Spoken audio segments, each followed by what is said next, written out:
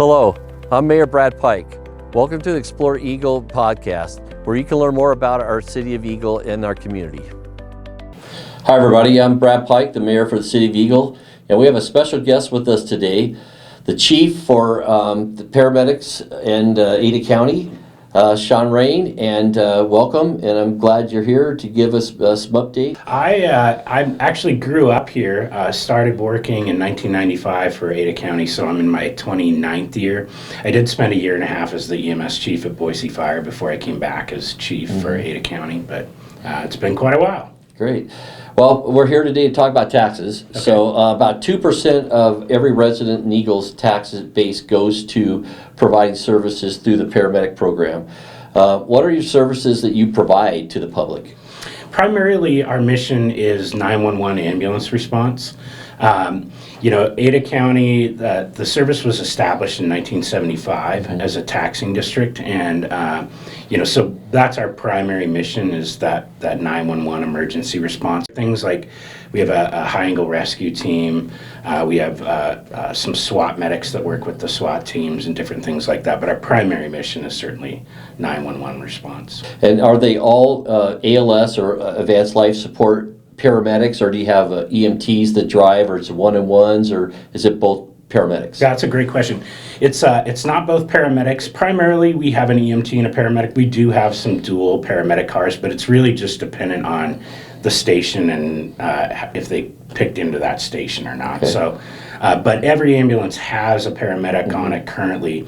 We are looking at deploying some BLS units at some point in the future to handle some of the lower acuity calls as we grow, but everything's got a paramedic on it now. And then with that said, just because I was thinking, we have BLS transport rigs that take people from hospital to hospital or things like that. So do you ever provide that part of the service? Do you keep yourself available for actual 911 emergency calls? We just do 911, so we aren't doing any of the non-emergency transport work. We have 3 private services in Ada County: injury care, paramedics, acute rescue, and victory, that provide those services. So we're available just for 911 calls. Great. About how many paramedic units are located within the service area for Eagle? So we have the one ambulance in Eagle proper that's at St. Luke's Eagle.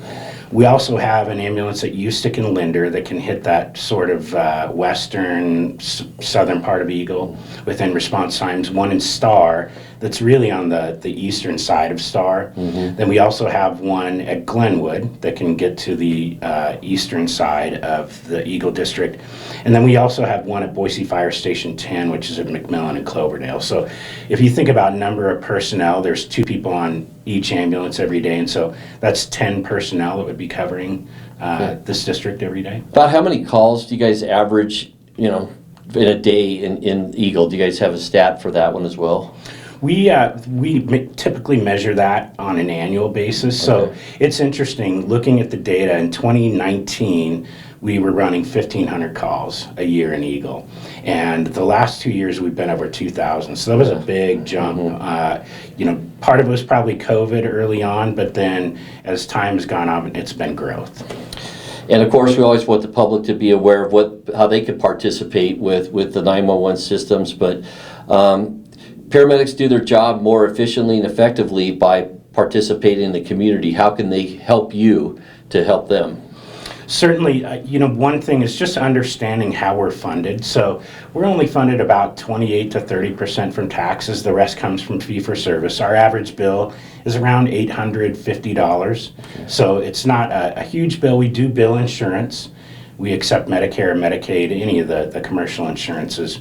But I think, when we show up on scene, some of the things that are important for us is if people take the time to document their medications that they're currently taking, their past medical history and allergies, so that they could hand that sheet of paper to us, it just makes things so much smoother. and decreases the likelihood that we're going to miss something. Right. Well, I totally appreciate you coming out today. I mean, it's imperative that we get every taxing district kind of get the public aware of what's going on. But of course, public safety being very fond to me personally, I think it's important to let the public understand how paramedicine works within the area and where their taxes going to provide that service. Is there anything else that you would like the public to understand about Ada County Paramedics? Sure. You know, I think one thing that we have that's really truly a gem and unusual in this area is what's called the Ada County City Emergency Services System. So for many years, the fire departments and EMS didn't get along very well in Ada County. And a little over 10 years ago, we formed a joint powers agreement where we all decided to drop that nonsense and start working together. And so we're all licensed as one agency with the state. And, you know, I work with Chief Lewis, who's the Eagle Fire Chief, very closely. You know, we have a board of the chiefs that meets once a month. And then once a quarter, we meet with the elected officials. So one elected official from each district or city, and then 2 county commissioners. And the reason we have 2 county commissioners is it takes 2 of them to spend money. Right. And there's a budget for that. Exactly. So, but it's a really unique thing that we have here. And we are built on a tiered response system where, you know, the firefighters in the county are all trained to at least the EMT basic level. In Eagle, they're trained to the advanced EMT level where they can do some advanced skills. But we all work very closely and we get along really well, and we have our each other's best interest in mind. You know, so when I look forward to the future, I start looking at, you know, how can we put more units in a place like Eagle? Because currently the way we're funded, we need about 2,500 calls in an area before it pays for itself. Through the way we're funded. So in the next year and a half, we may be going for an override levy. Currently, people are paying $7 per 100,000 of assessed value, which it could go up to 40. Of course, we're not going to be asking for the max. But just understanding that in order for us to keep up with the growth that we're seeing, we're probably going to have to come to the taxpayers and ask for that at some point. You know, you look at an ambulance in 2019, we could still buy a brand new ambulance for just under $200,000. Now it's $320,000. Yep. Just 5 years later.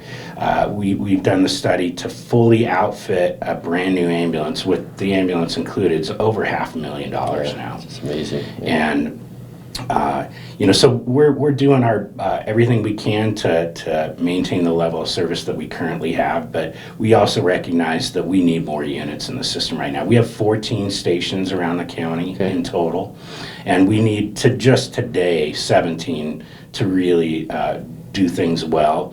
But knowing that in the future we're going to have to add units and we've got to have funding to do that. Absolutely. Yeah, that's obviously the bottom line. But as communities grow, we need to be able to provide that high level of service that people expect, you know, and stuff. One last question I just thought of is, in terms of when somebody dials 911, we've talked about having their medical history and their medications ready for as we get on scene. But is there anything you thought that, hey, I'd like to just bring this up as you're responding, because you're listening to the dispatcher, answering their questions. Is there anything you would think that would be beneficial for the community to understand in that communication part of the 911 system?